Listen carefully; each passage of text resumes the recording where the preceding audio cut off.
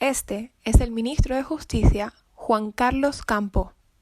Sabemos que constitucionalmente tenemos el derecho a recibir una información veraz. Sí creo que tenemos un problema como sociedad con la irrupción de las fake. Podemos hacer mucho daño social. ¿Escuchas ese sonido? ¿Te parece familiar? Así de rápido viaja la información.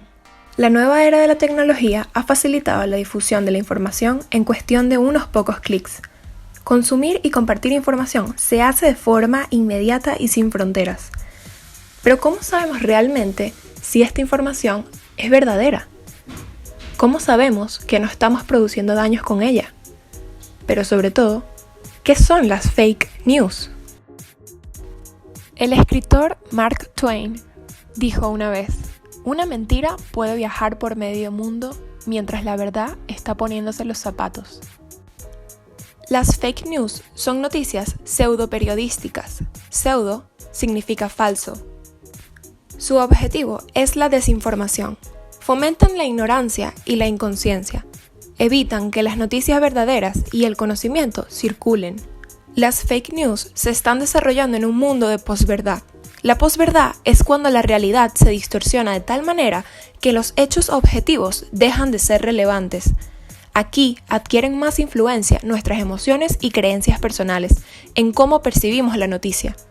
Hordas de personas desesperadas abandonan la ciudad por razones desconocidas. Profesor Kokun, sin saber exactamente a qué se enfrentan, ¿diría usted que es momento de estrellarse las cabezas unos contra otros y sacarse los sesos? Yo diría que sí. Ya lo vieron, pero ¿qué tipo de técnicas utilizan las noticias falsas para engañarnos? O más bien, ¿cómo sabemos que estamos en presencia de una? Vamos a ver, existen diferentes tipos. Conexiones falsas.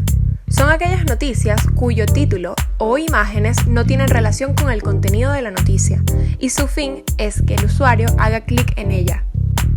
Es lo que conocemos como clickbait, que significa carnada para clics.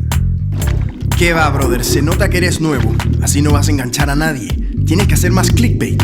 ¿Hacer qué cosa? Clickbait. O sea que tengo que mentir. Bueno, mentir lo que se dice mentir, no. Esto viene siendo un capaz y sí, y luego no. Información sacada de contexto. Se tratan de noticias cuyo contenido es genuino y es real, pero aquí el problema es que se difunde en un contexto diferente. Un ejemplo de esto fue que se viralizó que la vacuna bovina podía curar el coronavirus.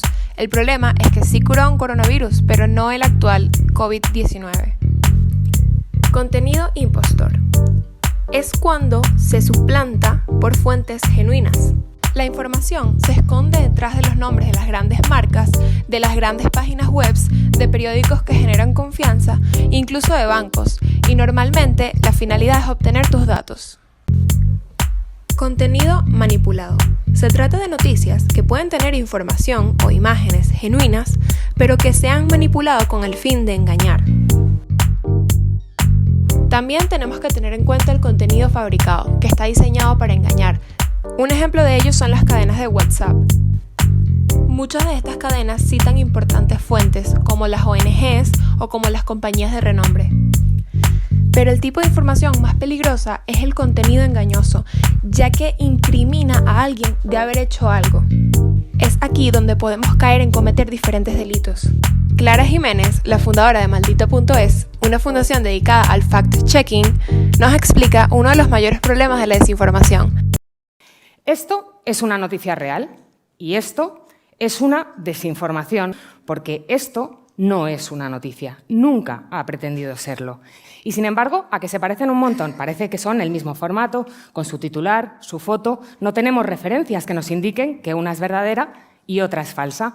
A esto tenemos que sumarle otro problema, cada vez consumimos más las noticias individualmente, aisladas, sin contexto. Cada vez entramos menos en la página de un medio de comunicación, en su portada, para ver qué ha decidido la redacción que es importante, y consumimos las noticias a través de lo que nos llega por redes sociales, por WhatsApp, por Facebook, sin saber muy bien a qué tipo de página estamos entrando para consumir o si es un medio fiable o no lo es. ¿Por qué pasó esto? Porque esta noticia se viralizó sin contexto, sin ancla. A veces ni siquiera consumimos la noticia. A veces solamente consumimos la foto y el titular. ¿Y si lo vemos así?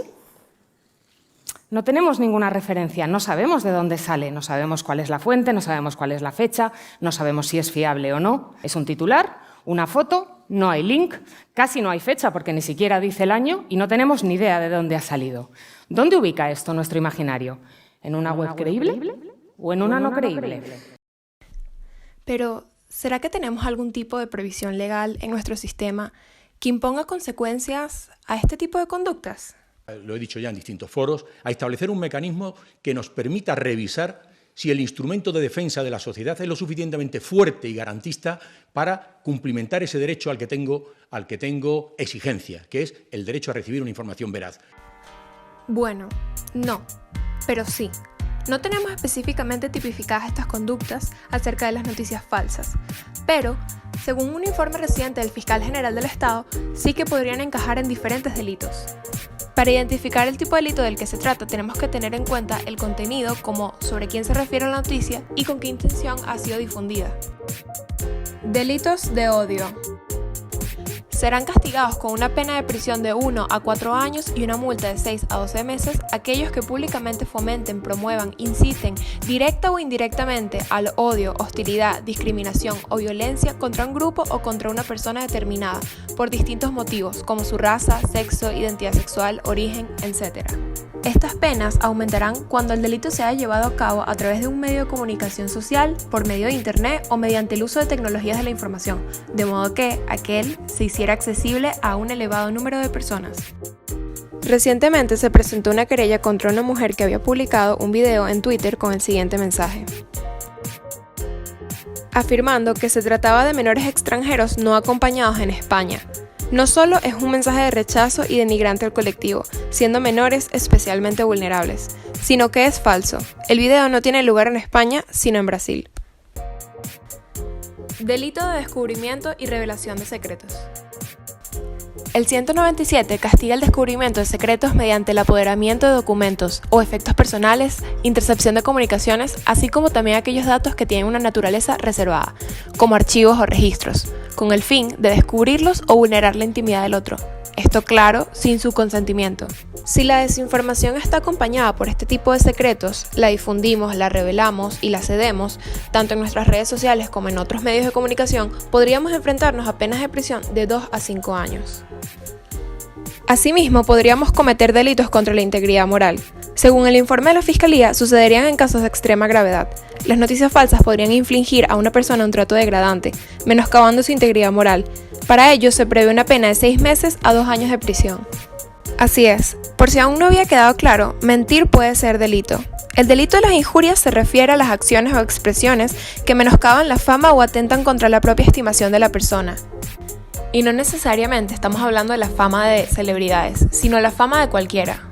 Pero solo será delito si se trata de injurias graves. Asimismo, las afirmaciones sobre hechos realizados por otras personas serán injurias cuando se hayan llevado a cabo con conocimiento sobre su falsedad o con temerario desprecio a la verdad. Dime por qué, puro me dices siempre solamente mentiras. La calumnia se trata de lo mismo. Aquí lo que se afirma que ha hecho una persona no es un hecho, sino un delito. Ambos delitos pueden ver sus penas agravadas cuando se realizan con publicidad. Publicidad como la imprenta, la radiofusión o por cualquier otro medio de eficacia semejante. Ya no es gratis señalar con el dedo en las redes sociales. Esto es porque existe en el imaginario que cualquiera puede decir cualquier cosa en redes sociales y no pasa nada. Se puede acusar falsamente de la comisión de un delito a una persona. Si lo haces va a haber consecuencias. Pero la joya de la corona se la lleva el delito de desórdenes públicos. La Fiscalía considera que en alguno de estos casos podría aplicarse este tipo de delitos. Nos dice que en el caso de las fake news que contengan mensajes de alarma, atentados terroristas, catástrofes, los cuales implican situaciones de peligro para la sociedad o hacen necesario el auxilio y la activación de servicios de emergencia, la afirmación falsa o simulación podría ser constitutiva de delito. Todos estos delitos son de tipo común, lo que quiere decir que cualquiera, y digo cualquiera, puede cometerlos. No necesitas ser una autoridad encargado de algún noticiero o de algún periódico importante. Estos delitos los puedes cometer tú, mediante tus redes sociales, mediante tu Twitter, mediante tu WhatsApp, mediante tu Instagram. Y como Miguel de Unamuno dijo, no creas todo lo que lees en internet solamente porque hay un titular y una foto al lado de ella. Ay, ahora ya entendí.